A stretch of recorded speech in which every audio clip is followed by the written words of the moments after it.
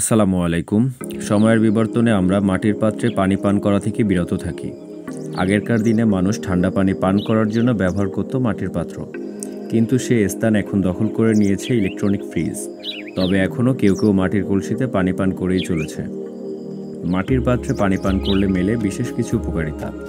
মুক্তি মেলে সর্দি ও কাশি থেকে। মাটির পাত্রের পানিতে ক্যালসিয়াম, ম্যাগনেসিয়াম ও পটাশিয়ামের মতো খনিজ পদার্থ মেলে। এই পানি খেলে অ্যাসিডিটিও হ্রাস পায়।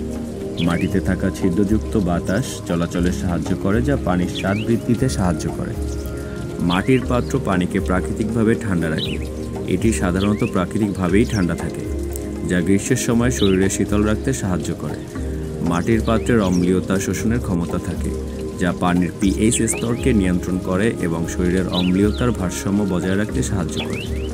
মাটির পাত্রের বিশেষ গন্ধ পানিতে মিশে পানিকে স্বাদযুক্ত করে তোলে, যা পানীয় হিসেবে আরও আকর্ষণীয় হয়।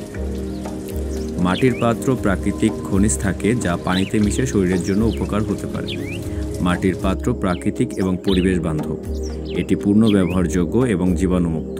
প্লাস্টিকের বোতলের তুলনায় এটি পরিবেশের জন্য কম ক্ষতিকর।